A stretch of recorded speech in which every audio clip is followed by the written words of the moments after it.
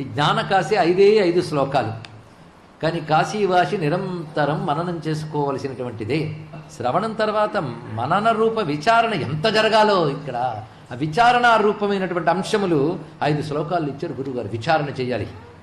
5 శ్లోకములు నిజానికి అసలు కాశీ స్వరూపాన్ని చెప్తోంది గనక 5 ఒక్కసారి చదువుకుందాం.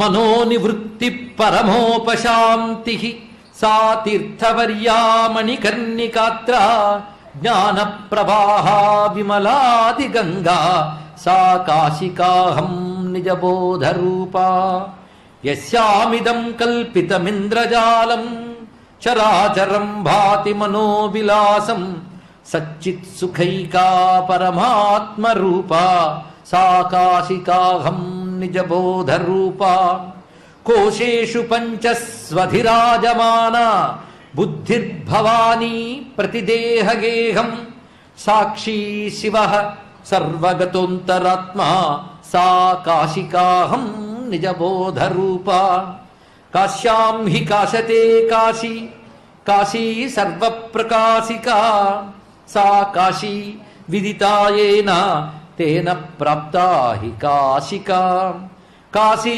క్షేత్రం శరీరం త్రిభువన జననీ వ్యాపినీ జ్ఞానగంగా భక్తి శ్రద్ధాగయేయం నిజ గురుచరణ ధ్యానయోగ ప్రయాగ విశ్వేశోయం తురీయ సకల జన మనస్సాక్షి భూతోంతరాత్మా దేహే సర్వం మదీయే యది వసతి పునస్తీర్థమన్యత్ కిమస్తి. ఇది శ్రీ ఆదిశంకరాచార్య కృత కాశీపంచకం సంపూర్ణం. సూక్ష్మం ఎప్పుడు సూక్ష్మంగానే ఉంటుంది. ఇది తెలుసుకోవాల్సింది ఇక్కడ. అటువంటి దివ్యమైన సూక్ష్మ కాశీ యాత్ర మన చేత చేయించినటువంటి ఆదిశంకర భగవత్పాల వారు. ఇక్కడ అందరూ ఒక్కసారి ఆత్మతత్వంలోకి ఐక్యమైపోయింది కదా, పంచకోశాల్లో ఉన్నటువంటి ఆ తత్వానికి. ఇది ఎక్కడ చేసినా ఫలించవచ్చేమో కానీ ఈ క్షేత్రంలో కూర్చొని చేసే వెంటనే ఫలిస్తుందండి. ఇది తెలుసుకోండి. ఈ క్షేత్రానికి ఉన్న గొప్పతనం ఇది.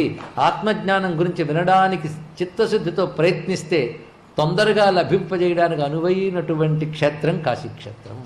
అసలు అందుకోసమే కాశీకి రావాలి. అందుకే తత్వక్షేత్రం, ఇది జ్ఞానక్షేత్రం.